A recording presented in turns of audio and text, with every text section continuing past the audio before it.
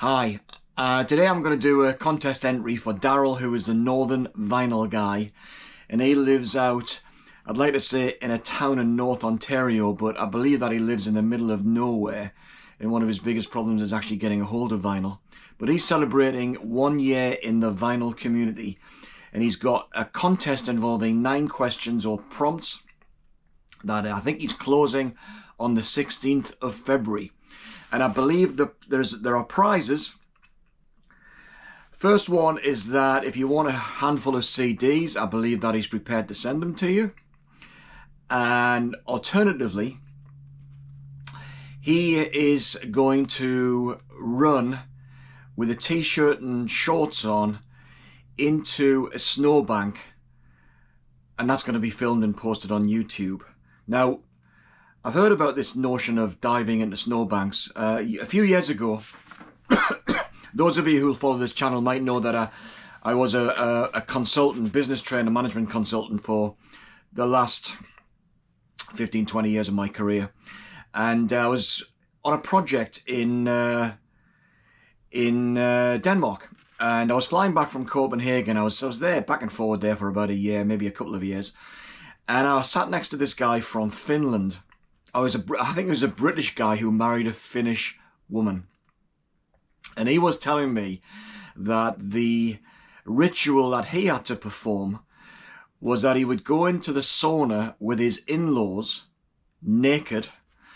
And then after whatever amount of time, he had, I believe, with the family standing on a balcony viewing the whole experience, he had to run naked from the sauna across the garden covered in snow and dive into a snowbank. And I think if he was prepared to do that, he'd be accepted as a potential son-in-law. So I think Daryl's idea of jumping into a snowbank with t-shirt and shorts doesn't quite go far enough. Now, does it, Daryl?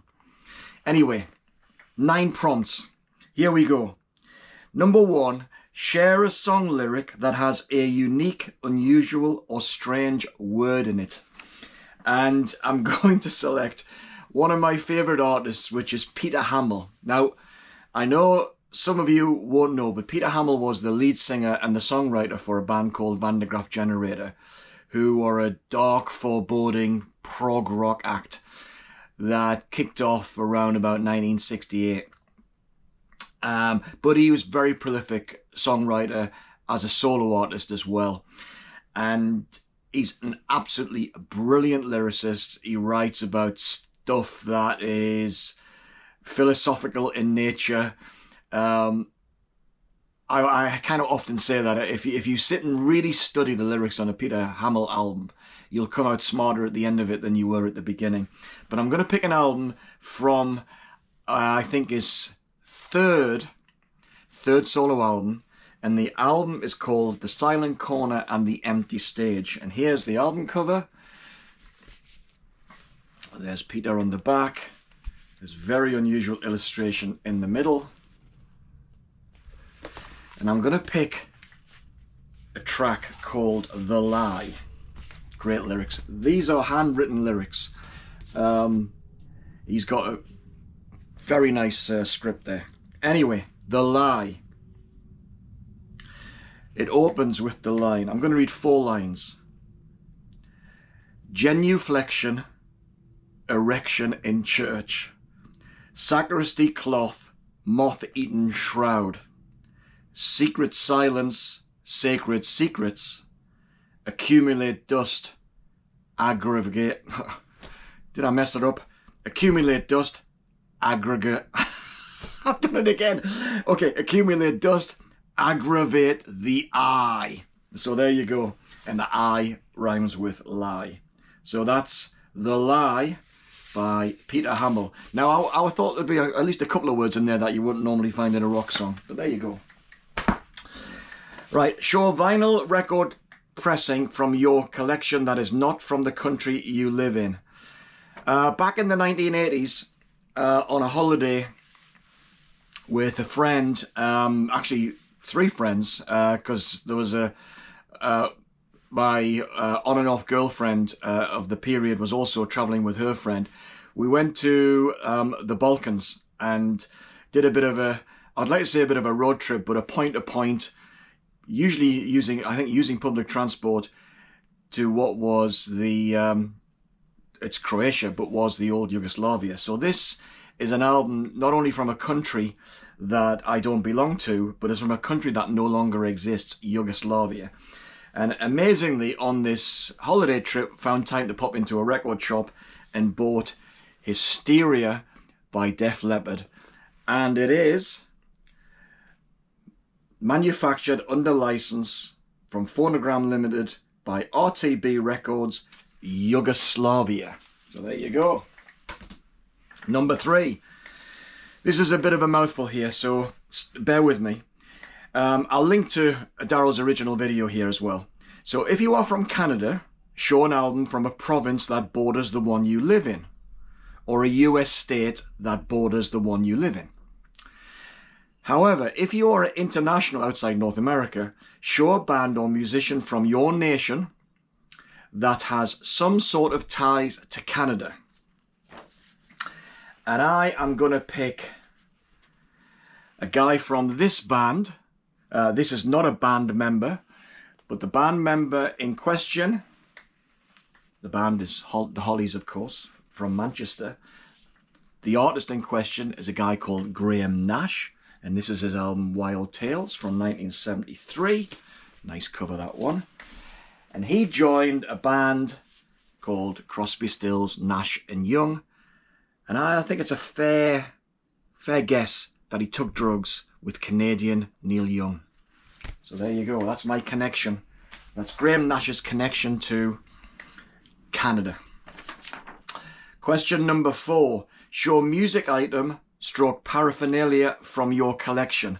Now, when I was really young, teens, I was a huge fan of Genesis. I was obsessed, and I used to buy, not only just buy the magazines and the newspapers to read about Genesis, I actually cut them out. And I cut them out and created this booklet here. Now this booklet, as you can see, Genesis Night to Remember. So that's Bill Bruford on the 76 tour. And there's another one.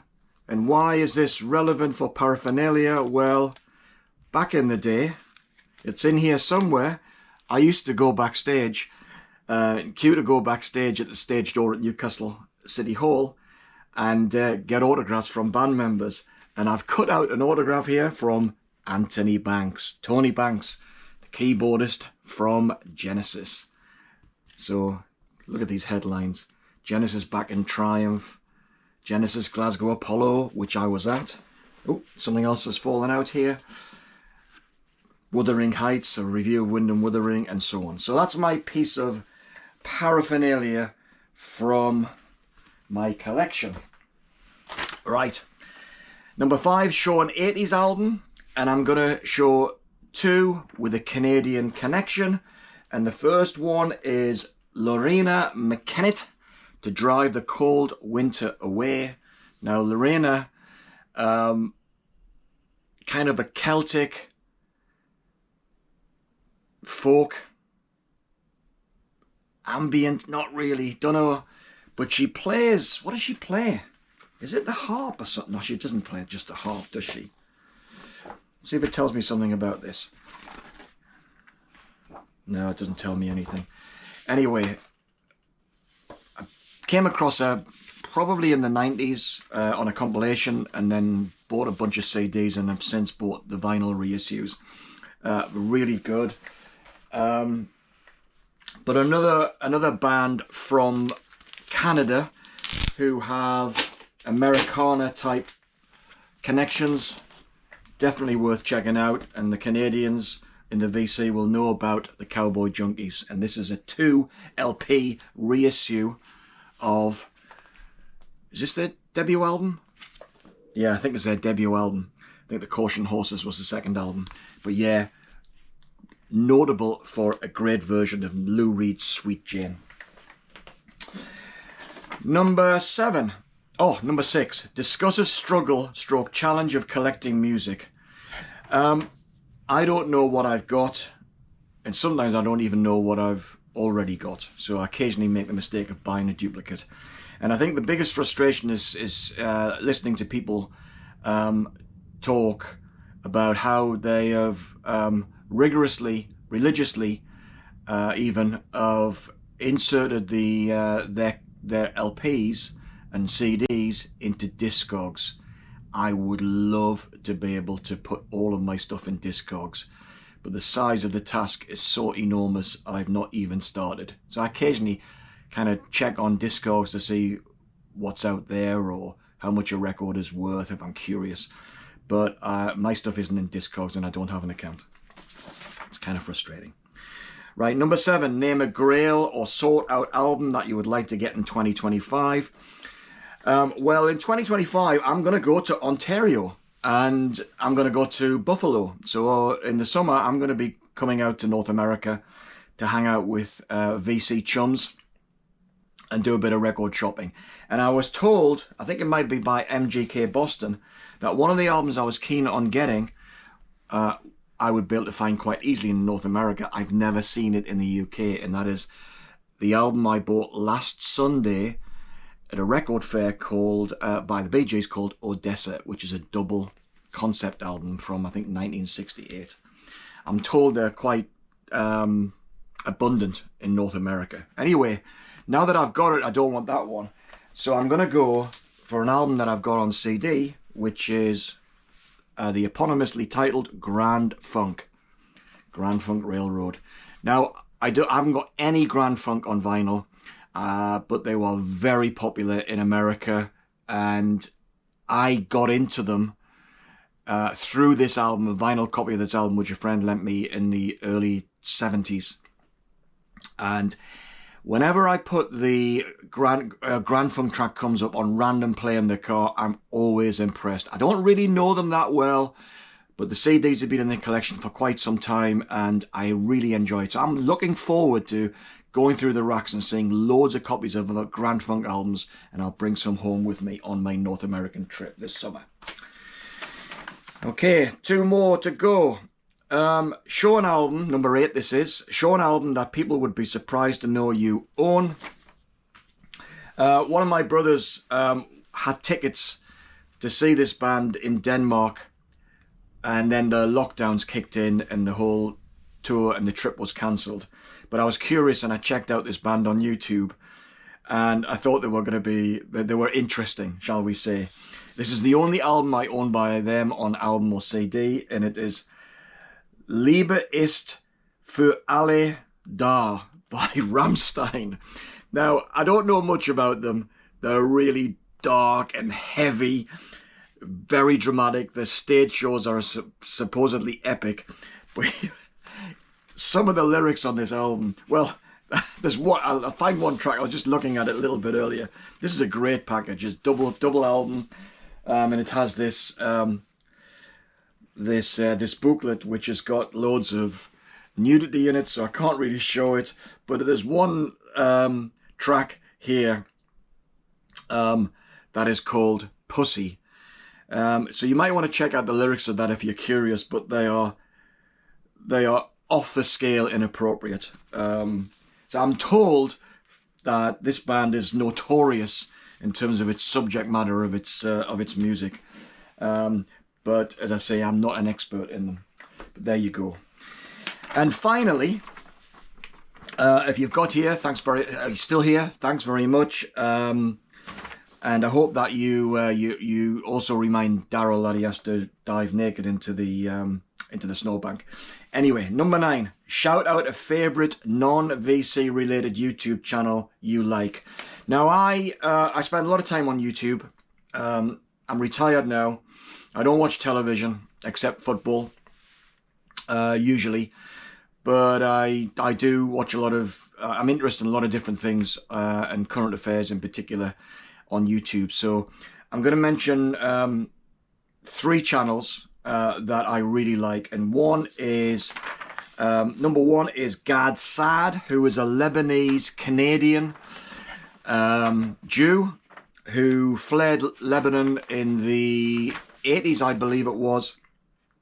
And he's an academic, and he talks about consumer behavior. His specialism is consumer behavior, why people make the buying decisions that they make. Now, I'm interested in that because I studied that in part of my marketing course when I went to college back in the early 1980s.